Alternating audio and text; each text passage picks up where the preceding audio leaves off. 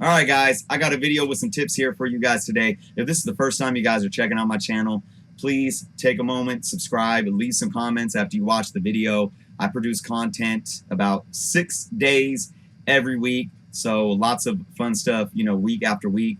I'll talk comics, comic tips, comic collecting, market, the financial aspect of collecting, and pop culture and movies and whatever you could think of relating to the hobby. But today, I'm answering some questions that I received from community members about basically, tips on how to store and protect our comic books. So let's go into these questions here. And the first question is, can cardboard boxes be stacked? Would you recommend the black plastic boxes? Okay. My answer to the first part of that question is absolutely yes. Boxes can be stacked in a couple ways, okay? First off, and I have a lid right here. If you have a box, all right, if you have a short box and you have the lid on it, okay, you can easily set another short box right on top without it doing any damage to the comic book, so the comic book box, really. These boxes, I mean, they're cardboard, but they are sturdy. Now, you have different brands. Like this is a Comic Defense. I don't know if you guys can see that from here, but there's a little label right here. This is Comic Defense, right?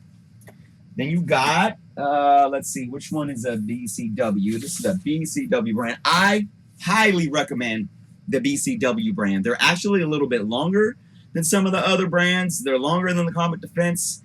So they could fit a little bit more comic books, but they're still a short box, so it's good size. And they're really, really durable. BCW, I love BCW all day, every day.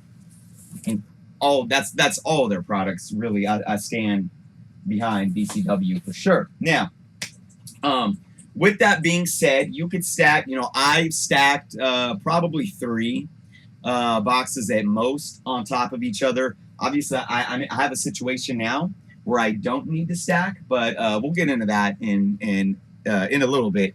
Second part of this question, would you recommend the plastic black boxes? So for those that don't know, there are the sturdy, strong plastic boxes that are about 3 to 4 times the price of the cardboard ones. So you're looking at about, for a short box, cardboard box, BCW, you're looking at about $5 on average. Sometimes maybe you can find them for a little cheaper than $5, sometimes maybe a little more than $5.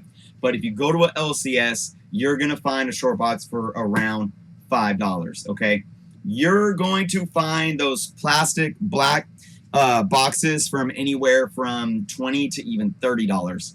So, that's 4+ times the cost. I think I said 3 originally, but think about it, that's 4. 5 times 4 is 20. It's a lot more costly. So my thing with answering these questions is always about budget. Hey, if you have extra cash to spend, go ahead and buy them, the plastic ones, if that's what you like. But you have to understand why you like them. And that kind of leads us into this second part of this question, or excuse me, is a separate question, but it pertains to what I'm saying here, and that is, does sunlight or UV rays penetrate through cardboard comic boxes? The answer to that is no, they do not. So your comics are completely protected in this. So that goes back to the first question. Should I buy the black plastic ones and spend 4 times more? Don't do it if you think that you're getting better protection for your comics, because you're not. I'm going to say that I stand by cardboard boxes all day, every day. I don't really see myself ever spending 4 or 5 times the amount on a plastic box unless I became a millionaire. I mean, I really don't see it. I love the cardboard boxes for what they are.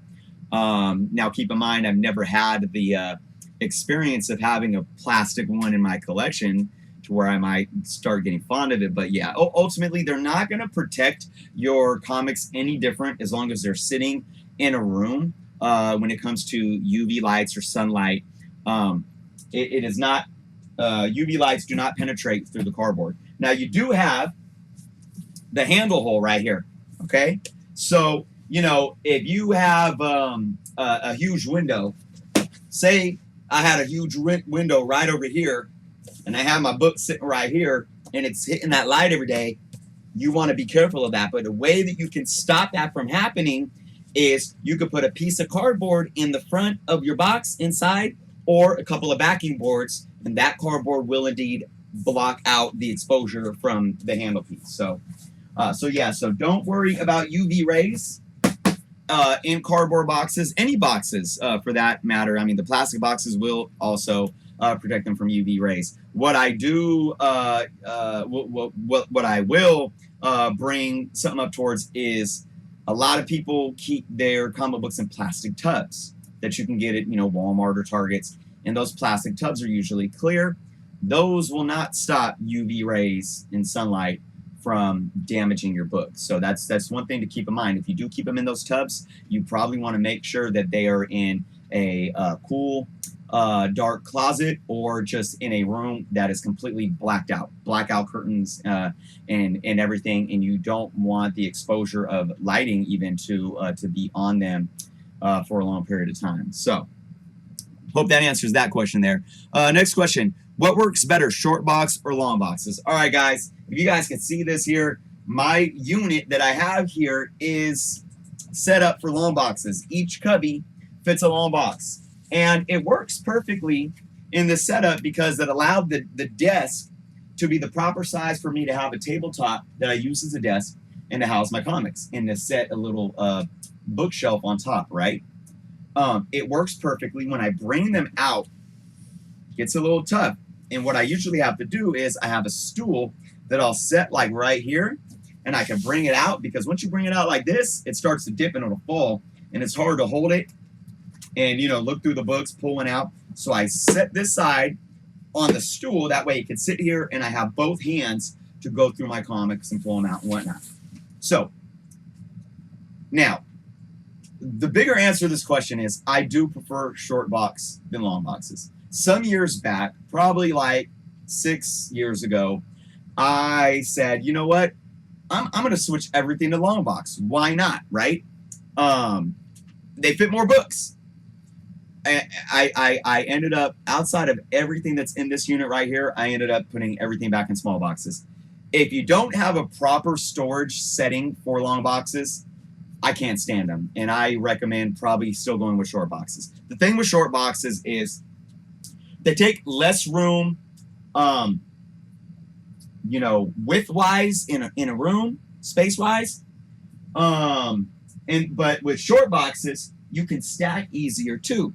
So as you can see on these shelves here, what used to be in long boxes, and that would come out twice as far, so I didn't have enough walking space, now I can stack higher. And also, they're easier to get into. They're easier to pull off the shelf and look into.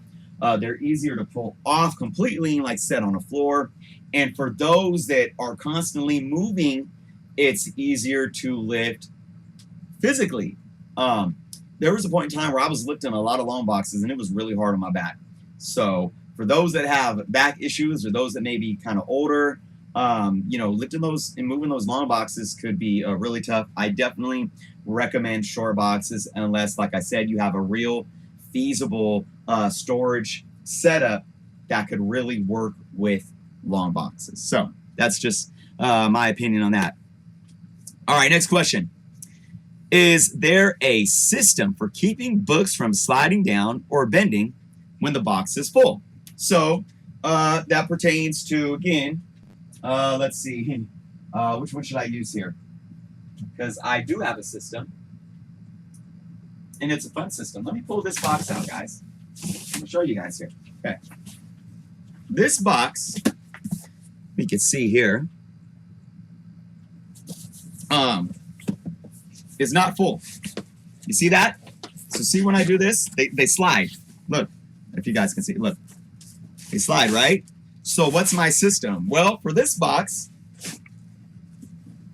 I have a Star Wars toy that fits perfectly in there, so they don't bend, and they slide right onto it. Now that might not be that practical, but look, I'm all about getting creative. If you can get creative and find something that works, hey, do it. But let me show you guys something else that I use, okay? And I showed this off in a video before. Now, I know these aren't as wide as a comic book box. They're too wide this way, and they're not as wide this way, but they still work. So if I was to take this toy out and put this in, that's this much thick, it's about a good thickness to stop these books from going over. So to show you guys, you see that? About the perfect thickness. Now, you got to keep in mind how much space is in each box. I saw a fellow YouTuber, Silver Age Dave, use these perfectly cut styrofoam cutouts. And if you guys can find styrofoam that might even be too large and then cut down the size to fit perfectly into a comic book box, I highly recommend using styrofoam. Styrofoam, it's almost the perfect material for something like this to keep your books from sliding in and out. Now, if you do have a, I thought I had one laying around here, but if you do have a magazine box or a CGC slab box, you can actually fit, yeah, I used to, but I must have pulled it out. You can actually fit a another priority mailer. And you guys, I've said this before, you guys could get these free from USPS, okay? Priority mail boxes. You could go online to USPS.com and you can order some. There is the Regional A flat rate box, and it fits perfectly. It fits perfectly when you fold it up, tape it up into a magazine size box. So if you have extra space in that size box, I recommend using those. I'm telling you guys, I use all kinds of, I get creative. Like, look, I have another thing that works good. Pop boxes. If you have pops on displays out of their boxes and you just have pop boxes laying around, stick it right in there. You could even use two if you want it to stay the height of the comic books, and they fit right in there perfectly. So that's my advice. You know, even if you know, say you have a box that's full, right? This box is pretty full, but say I'm organizing or rebagging and boarding, and I want to grab a bunch out. That's another tip too. Don't grab a bunch at once, because they can slip and bend, and you can hurt the spine and whatnot. Grab a few at once, and then a few more. But even if you're just taking books out temporarily, and you have something like a box that you could slide in there, or hey, look, even a book, even an Overstreet price guide will fit perfect right in a box, just like that, right? So you can easily get creative. But like I said, if you could find some solid styrofoam and cut it down to size, awesome, awesome. Those would work great. All right, what is the next question here? Should books be stored stacked on top of each other? Ooh, okay. Funny thing. I currently have books stacked on top of each other. For you guys that watch my videos, you probably will see at least a small amount of books stacked on top of each other always. And it's just my process. It's because when I get books in, I have a process of, okay, these got to sit over here to be pressed. These got to sit over here to be rebagged and boarded or cleaned or whatever, right? But the easy answer to that is no. Don't lay books down stacked. Do not do it. If you do it, well, before I get into if you do it, but don't do it, and the reason why is this.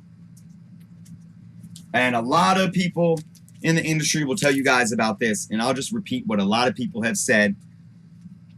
When you have a book that sits flat, okay, it's not flat because there's a spine. There's staples. There's a spine over here. Obviously, the spine is thicker than the rest of the book, okay? So when you sit books flat on top of each other with weight on the spine side, it can cause stress and damage to the book, okay? You could see it if there's been, especially books that have no bag and board on them, if they've been sitting like that for months or even years at a time, you'll see a roll you will see a roll in the book from doing that. Now, if you absolutely have to stick books, you know, stacked on top of each other, and I just pulled these out yesterday. Do this with them. Take half with the spine on the left side and half with the spine on the right and stack them like that. Okay? So half of these books are facing this way, half of them are facing that way. That way, the weight is evenly distributed. Okay? That's my advice there. But if you ever have them stacked up, you want to get to them as soon as you can to get them bagged and boarded and put in a box. Okay? You really don't want to leave them sitting around at all. I've gotten better with that myself, but like I said, I still go through a process, and you know, it is what it is. I think we all try to do our best, right? All right, I think we got one more question for this video, guys, and that is, I live in a warm environment. How do I mitigate heat and humidity? Wow, such a great question, and I got some things right here for us today. Okay, I've said this a lot in videos. The biggest thing about protecting your comic collection is storage. Okay, we talked about all different kinds of storage things today. We talked about boxes. We've talked about keeping them in boxes where they don't fall over and crinkle on each other and bend and create spine warp. You know, we talked about not setting them up, but the biggest issue when it comes to storage is climate. It is the environmental impact on those books, okay? And sometimes that's out of our control. I live in an area where we have extreme heat in the summers. Winters can get kind of cold, but our summers are just hot, sometimes dry, sometimes humid, and it's tough. And I have this room, which was built in our garage, that is insulated, but it doesn't have central heating or cooling. So it's tough for me. It's summertime right now. I'm battling it. I do have a plug-in LG unit that I run. I also have a basic fan, plug-in fan, and I have a ceiling fan as well to keep flow circulating. But that's not enough. So let me tell you guys some tips. Even if you are in a climate where, you know, you have decent temperatures during the summer and during the winters, I still recommend at least having something like this. This is a damp rid. You can find them for like $2 or $3 at Walmart, Walgreens, Costco, Targets, whatever. You can even find some at the dollar store for $1. I bought these online. I bought a pack of 2 online for like $8, I think, right now with Target. And they last a good while, and they help soak up the moisture in the room, okay? But going through damp rids like this, because they are disposable, you throw them away, you know, I probably keep it in here for about a month before I have to throw it away because it gets filled with water. It's going to get costly buying those over and over again. My biggest recommendation for heat and humidity, well, heat, obviously heat, if you can store your books in a room with central cooling, number one, do that. But if that's not an option, I definitely recommend doing whatever you can do to keep the actual temperature down. We're not talking about humidity, we're talking about temperature. And like I said, I have a plug-in LG unit. It costs about, I believe, $200. And I've had it for, what, like 4 years now? And it does a really good job. Sometimes it's hard to keep up on 100-degree days, but it does a really good job. It's not too bad on our PG&E bill, on our energy bill. But when it comes to humidity, outside of the damp rids, I absolutely suggest you guys investing in a dehumidifier. Okay? This guy right here cost about $60, $65. You don't need a big one, okay? My room is a little, it's about 225 square feet. This covers up to about 250 square feet, and that's all you need to worry about. And it's a plug-in unit. You turn it on. It does fill up with water, and it's really easy. You don't have to worry about it really spilling. You can keep this in a room with your comic books and not worry about water getting anywhere and damaging your books, as long as you're not picking up and like tripping with it and it flying, you know. But it has a little tray right here that the water goes into, and it goes into a little tiny hole. So even when you take it out, water can't get all over the place, right? You clean it, you put it back in, and you just let this run. Now let it run for a good few hours a day during the summer, and it works wonders. And this will last you long term. So when you think about it, if you're paying anywhere from a couple to a few dollars for damp rids and changing them out, paying $60 for something like this, definitely worth it. So, whew, all right. Those are the questions that I'm going to answer today, guys. A big part of, before I wrap this video up, a big part of protecting your comics too is bags and boards. I've done multiple videos about bags and boards. You guys can go check them out if you haven't watched them yet. I will do another one answering some more specific questions about bags and boards in the near future here, kind of as a part 2 to this. Before I go, though, I do want to say this. And I've said this before, bags and boards don't matter if you aren't taking the necessary precautions in terms of environment. And that means everything that we talked about here: UV rays, sunlight, heat, and humidity. If you aren't mitigating those issues first and foremost, it doesn't matter if your books are without bags or in bags or whatever. You are going to welcome some sort of environmental damage to your books to some extent. Okay, so that's my kind of word of advice, but don't let that undermine the fact that bagging and boarding is one of the biggest key elements to comic collecting for many reasons. It's something that I love to talk about, and like I said, I'll be talking about it very soon in a video in the near future. So thank you guys for watching. If you guys have any more questions for me, please leave it in the comments. I'll be happy to answer them in the comments, or even make another video answering some more questions. Thank you guys so much. If you haven't subscribed yet, please do so. Until next time.